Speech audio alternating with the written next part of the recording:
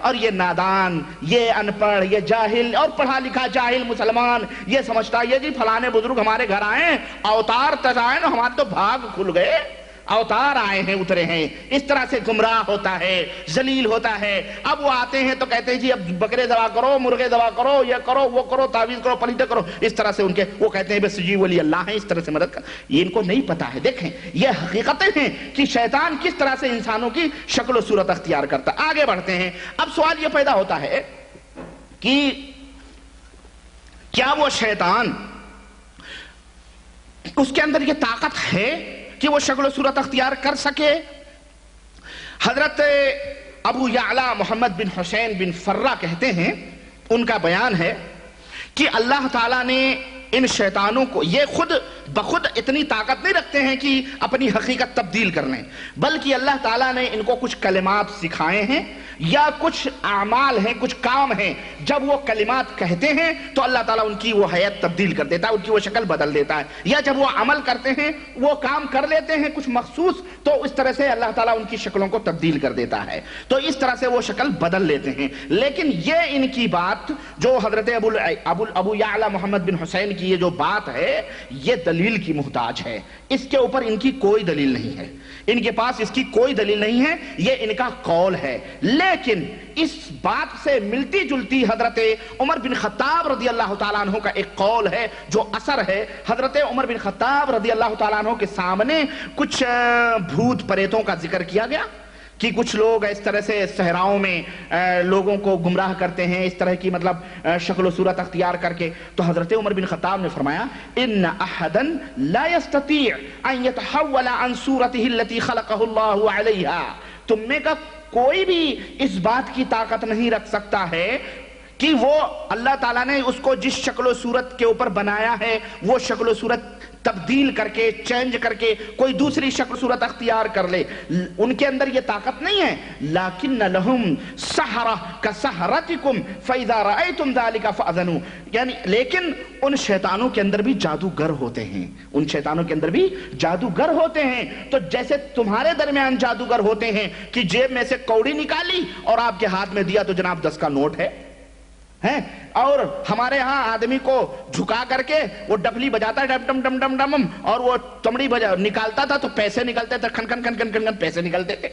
اس نے ہاتھ پھیری تو اندر سے چوہے نکل رہے ہیں، اس نے مٹی اٹھائی پھونک ماری تو جناب پھول آ گیا، تو یہ جادوگری ہے۔ تو جس طرح انسانوں میں جادوگر ہوتے ہیں تو جو اور وہ چیز جو ہے بتاتے ہیں، لوگوں کے ذہنوں میں پتہ چلتا ہے کہ یہ پھول ہے، یہ پھلا ہے، یہ پھلا ہے، لوگوں کے آنکھوں کے اوپر باندھ دیتے ہیں، جادو کر دیتے ہیں، اسی طرح شیطانوں کے اندر بھی جادوگر ہیں جو اس طرح سے بھیس بدل لیتے ہیں۔ اب آئی بات سمجھ میں؟ تو یہ بات حضرت عمر بن خطاب رضی اللہ تعالیٰ عنہ کی جو بات ہے یقیناً ایک صحابی کی بات ہے جو ہمارے لیے دلیل اور حجت بن سکتی ہے، تو یہ ہوتا ہے، تو اس طرح سے وہ تبدیل کرتے ہیں۔ اچھا ایک اور حدیث میں آپ کو بتاؤں جو صحیح مسلم کے اندر ہے، حضرت ابو سعید اور مولا ہشام بن زہرہ کہتے ہیں کہ میں حضرت ابو سعید خدری کے گھر گیا، حضرت ابو سعید خدری رضی اللہ تعالیٰ عنہ کے گھر گیا تو وہ نماز پڑھ رہے تھے، میں بیٹھ کر کے انتظار کرنے لگا کہ حضرت جب سلام علام پھیریں تو ذرا کچھ بات چیت ہو، اتنے میں نے کچھ سرسراہٹ محسوس کی چارپائی کے نیچے، تو کہتے ہیں کہ میں اٹھ گیا، میں کھڑا ہو گیا چارپائی سے تو دیکھا ایک سانپ جو ہے اس کے نیچے بیٹھا ہوا، تو میں نے سوچا کہ اس کو قتل کروں، تو انہوں نے اشارہ کیا، حضرت ابو سعید خدری نے اشارہ کیا کہ بیٹھ جاؤ، تو جب وہ نماز سے فارغ ہوئے تو انہوں نے اشارہ کیا ایک گھر کی طرف، کہا دیکھتے ہو یہ گھر؟ کہنے لگے ہاں، کہنے لگے یہ گھر جو ہے ایک آدمی کا تھا، نیا نئی اس کی شادی ہوئی تھی اور نبی کریم صلی اللہ علیہ وسلم کے ساتھ وہ غزوہ خندق کے موقع پر گیا ہوا تھا، آپ صلی اللہ علیہ وسلم کے ساتھ خندق کھود رہا تھا، صحابی رسول تھے، نوجوان تھے، نئی شادی ہوئی تھی، لیکن حضور صلی اللہ علیہ وسلم کے ساتھ غزوہ خندق کے موقع پر خندق کھودنے گئے، تو کہتے ہیں کہ اچانک اللہ کے نبی صلی اللہ علیہ وسلم سے اس نے اجازت لی کہ اللہ کے نبی میں گھر جانا چاہتا ہوں، تو آپ صلی اللہ علیہ وسلم نے بھی کہا ٹھیک ہے جاؤ بھائی، ابھی نئی شادی ہوئی ہے اور جاؤ، چنانچہ آپ صلی اللہ علیہ وسلم نے اسے اجازت دے دی اور اس کو فرمایا کہ اپنا ہتھیار بھی ساتھ میں لے کے جاؤ، راستہ ہے بھائی، اپنا ہتھیار بھی لے کے جاؤ، ہتھیار مت یہاں چھوڑو۔ چنانچہ وہ ہتھیار لیا، اور اللہ کے نبی نے یہ بھی فرمایا فَإِنِّي أَخْشَى عَلَيْكَ بنی قریظہ، راستے میں بنو قریظہ پڑھتے ہیں جو یہودی ہیں، ان کے اوپر مجھے خطرہ ہے، کہیں وہ تمہیں ہلاک نہ کر دیں، اس لیے اپنا ہتھیار بھی ساتھ لے کے جاؤ۔ چنانچہ وہ نوجوان اپنے گھر کے پاس آیا تو دیکھا کہ اس کی بیوی دروازے کے اوپر کھڑی ہوئی ہے، گھر میں سے باہر نکل گئے اور جناب دروازے کے اوپر کھڑی ہوئی ہے۔ فَأَهْوَ إِلَيْهَا بِالرُّمْحِ لِيَطْعَنَهَا وَأَدْرَكَتْهُ غَيْرًا، مارے غیرت و شرم کے وہ ڈوب گیا اور اس نے تیر اٹھایا اور اس نے سوچا کہ وہ اپنی بیوی کو جو دروازے پہ کھڑی ہے اس طرح سے بے پردہ اس کو جو ہے مار دے۔ تو فقالت، تو اس کی بیوی بیچاری وہ چیخی کہنے لگی لا تعجل لا تعجل حتى تدخل وتنظر، جلدی نہ کرو جلدی نہ کرو، قریب آ کے دیکھو گھر میں تمہارے کیا ہے۔ تو وہ آدمی رک گیا، نوجوان جو تھا رک گیا اور اندر گیا تو اس نے دیکھا کہ بسترے کے اوپر ایک سانپ جو ہے پورا لپیٹ کے اور پھن اٹھائے بیٹھا ہوا ہے۔ اس نے کیا کیا، نشانہ لگایا اور سانپ کے پھن کے اوپر اس نے جو ہے تیر ماری اور خوش ہو گیا اور سانپ مطلب اس کو دیوار میں چبو دیا۔ اتنے میں وہ سانپ جو ہے تڑپنے لگا، ادھر سانپ تڑپ کر کے مرا اور ادھر یہ نوجوان تڑپا اور گرا اور یہ بھی مر گیا، سانپ بھی مرا اور یہ نوجوان بھی مر گیا۔ صحابی رسول کہتے ہیں کہ فما یدری ایہما کان اسرع موتا، پتہ نہیں کہ کون پہلے مرا دونوں میں سے، المہم دونوں ساتھ ساتھ مرے، وہ نوجوان مرا یہ وہ سانپ مرا۔ تو نبی کریم صلی اللہ علیہ وسلم کے پاس یہ خبر پہنچائی گئی کہ ایسا ایسا ہوا، تو آپ صلی اللہ علیہ وسلم نے فرمایا کہ ان بالمدینۃ حی جنا قد اسلموا، اے لوگو مدینے کے اندر کچھ جن ہیں جو مسلمان ہو چکے ہیں، فَإِذَا رَأَيْتُم مِّنْهُمْ شَيْئًا فَأَذَنُوهُ ثَلَاثَةَ أَيَّامٍ، تو جب ایسا کوئی دیکھے کسی کو اس طرح سے اپنے گھر میں تو 3 دن کی اس کو مہلت دے، 3 دن کی اس کو کیا کہتے ہیں اسے جو ہے مہلت دے۔ فَإِن بَدَا لَكُمْ بَعْدَ ذَلِكَ، 3 دن یعنی اس کو بتائے کہ بھائی گھر سے نکل جاؤ گھر سے نکل جاؤ، اگر 3 دن کے بعد وہ ظاہر ہوتا ہے فَاقْتُلُوهُ فَإِنَّمَا هُوَ شَيْطَانٌ، تو اس کو ختم کر دو اس لیے کہ وہ شیطان ہے۔ تو اس حدیث سے یہ بھی معلوم ہوا کہ شیطان سانپوں کی شکل و صورت بھی اختیار کرتے ہیں اور سانپوں کی شکل میں بھی آتے ہیں۔ دوسری چیز جو اس حدیث سے آج ہمارے معاشرے کا کی بے غیرتی کا پتہ چلتا ہے، آج ہمارے معاشرے کی بے غیرتی اور بے حسی اور ہماری ماں اور بہنوں کی بے حیائی کی حد ہو چکی ہے۔ اپنے گاؤں میں، اپنے شہروں میں، اپنے محلوں میں، اپنی بستیوں میں آپ یہاں بیٹھے بیٹھے ایک اچٹتی ہوئی نظر ڈالیں کہ مسلمانوں کا ایک عظیم طبقہ، ان کی مائیں بہنیں کس قدر بے غیرت اور بے حیا ہو چکی ہیں، جو بے پردہ بلا کسی نقاب کے روڈوں پر سڑکوں پر باہر بیٹھ بیٹھ کر کے گپ شپ کرتی ہیں۔ ہے کہ نہیں ہے؟ یہ گال پہ گال ہاتھ رکھے، وہ اس جو اپنے دروازے پہ بیٹھی ہے وہ اپنے دروازے پہ بیٹھی ہے، دوسرے کی غیبت چالو ہے، اذان ہو رہی ہے، سب کچھ ہو رہی ہے، زیادہ سے زیادہ اذان سنیں گی ہماری عورتیں تو روپٹہ اٹھا کے سر پہ ڈال لیں گی، جیسے کہ پورا احترام یہی ہے۔ نماز نہیں پڑھنا، نماز نہیں پڑھنا کچھ بھی، بس اذان ہوگی تو روپٹے سر پہ آ جائیں گے۔ لیکن بے پردگی گاؤں میں سب، ہمارے ہاں گاؤں کے لوگ جو ہیں رہتے ہیں وہ کہتے ہیں جی کیا کریں، بھینسیں ہیں، گائے ہیں، مرغیاں ہیں، بکریاں ہیں، کھیت باڑی ہے، اس لیے مشکل ہوتی ہے، اب کہاں تک پردہ کرائیں۔ بے غیرت تیرا کام ہے، یہ تیرا سب کام ہے، بھینس دھونا، گوبر اٹھانا، کھیت میں جانا، تیری بیوی کا یہ کام نہیں ہے۔ لیکن اگر بیوی بھی کام کرنا چاہتی ہے تو پردے میں جائے، پردے میں جائے کرے، پردے میں جائے، اپنے شوہر کے لیے کھانا لے کے اور روٹی لے کے جائے، پردے میں ہر کام کرے۔ یہاں سعودیہ کے اندر آپ نے دیکھا ہوگا صحراؤں میں بکریاں چراتی ہیں عورتیں، سعودی عورتیں بکریاں چراتی ہیں، لیکن میں نے اپنی آنکھوں سے اللہ کی قسم دیکھا ہے ان کے ہاتھوں میں بھی دستانے ہوتے ہیں۔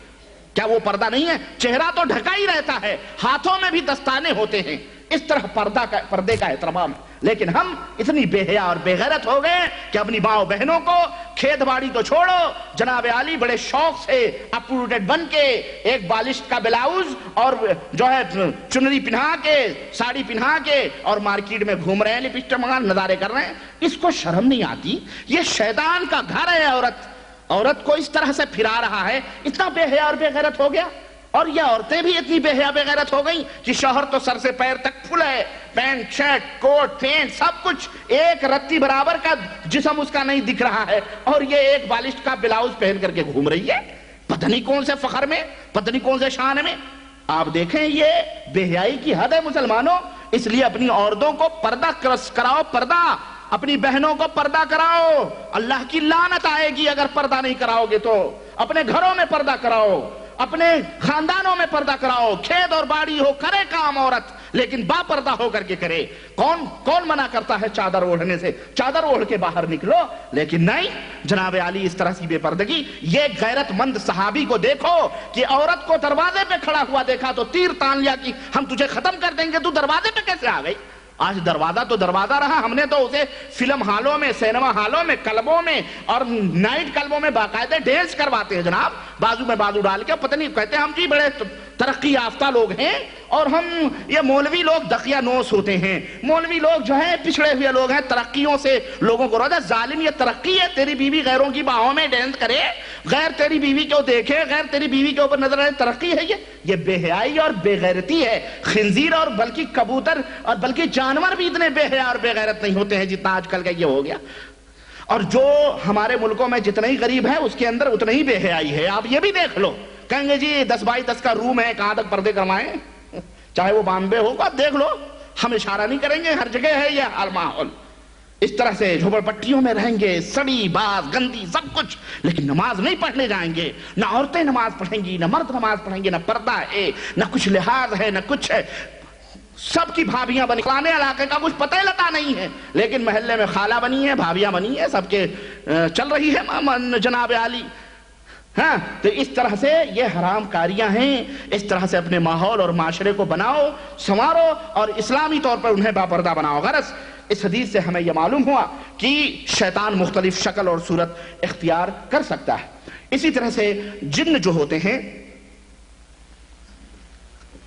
ان جنوں کے اندر مرد اور عورت بھی ہوتے ہیں۔ آپ یہ نہ سمجھیں کہ سب مرد ہی مرد ہوتے ہوں گے، جس طرح ہم انسانوں کے اندر مرد اور عورتیں ہوتی ہیں، مذکر اور مؤنث ہوتے ہیں، لیڈیز اینڈ جینٹس ہوتے ہیں، اسی طرح ان کے اندر بھی مرد اور عورت ہوتے ہیں۔ چنانچہ صحیح بخاری کی روایت حضرت سعید بن زید کہتے ہیں کہ وہ کہتے ہیں کہ ہم سے عبدالعزیز نے حدیث بیان کی کہ اللہ کے رسول حضرت ابو ہریرہ رضی اللہ تعالی عنہ کی حدیث ہے غالباً یہ، کہتے ہیں کہ جب تمہیں کا کوئی حمام میں جائے یعنی باتھ روم میں جائے تو یہ دعا پڑھے، کیا؟ اعوذ باللہ من الخبث والخبائث، اعوذ باللہ من الخبث والخبائث، یعنی اے اللہ میں تیرے ذریعے سے پناہ مانگتا ہوں خبیث مردوں سے، والخبائث یہ خبیثہ کی جمع ہے،